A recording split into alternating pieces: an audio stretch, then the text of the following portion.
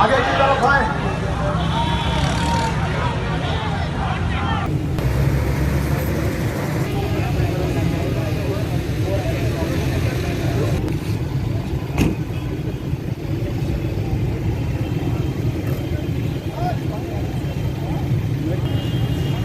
कहा जाता है कि यहाँ पर अमन कायम हो गया, लेकिन बाहर के इराक के एजेंट अगर दंदनाते फिर रहे हैं और इतनी बड़ी कुशादा सड़क के ऊपर उन्होंने बम का हमला एक रैली के ऊपर किया है, तो ये डीजी रेंजर्स के लिए भी सवालिया निशान है, ये सीएम और पीएम के लिए भी सवालिया निशान है, और ये पुलिस के आईजी के लिए भी सवालिया निशान है कि ये सब कुछ क्या हो रहा है और आप क्या कर रहे हैं। इसलिए हम फौरी मुतालबा करते हैं कि इस बुज़दिलाना कार्रवाई को करने वाले को फौरन गिरफ्तार किया जाए और कैफरे किरदार तक पहुँचाया जाए और इसको सब खाने की नज़र ना किया जाए। ये हमारे लोगों का लहू है, पता नहीं इसमें मज़ीद क्या हो जाता है। तो अल्लाह ताला ने शायद अभी कोई ऐसी बड़ी कैजुअल्टी नहीं हुई है, ज़ख्मी है, शदीद ज़ख्मी है, लेकिन जानें अभी तक सलामत हैं। अल्लाह ताला सबकी जानों को सलामत रखे।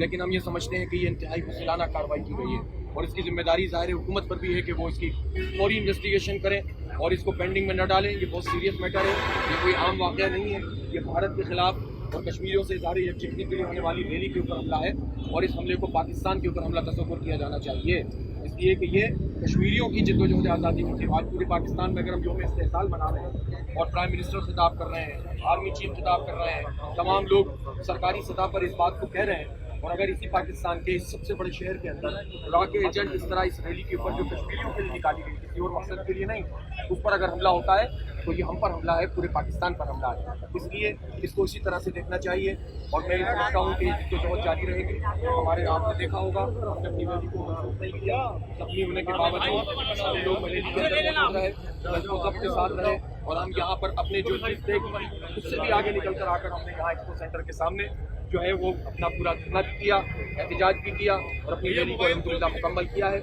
ये जमात इस्लामी है और ये जमात इस्लामी उम्मत की उम्मीदों का मरकज़ है। ये शहर कराची हमेशा उम्मत के साथ इज़हार यकजहती करता रहा है।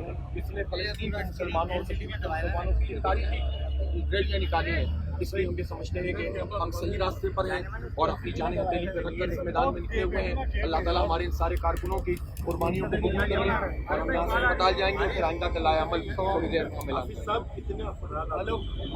पहली बात सिक्योरिटी कितनी फराहम की गई, क्या लोगों को पता नहीं था कि अहम रैली आज निकाली जा रही है, तो सिक्योरिटी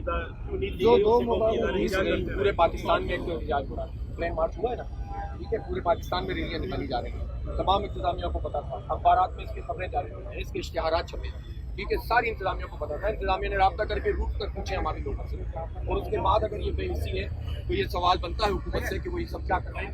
ऐसे संसदीय हालात के अंदर कि जब भारत और रूस कर सकते हैं तो उसमें इन रैलियों को भी तहफ़्फ़ुज़ आप नहीं फराहम कर सकते जो कश्मीरी मुसलमानों के लिए निकाली जा रही हैं। तो ये तो हुक्मरानों से ही सवाल बनता है। और जहाँ तक ज़ख्मियों का ताल्लुक है, 6 साथी ज़ख्मी हैं, उनको लेकर फौरी यहाँ आपके सामने हम लोग लेकर गए हैं अस्पताल।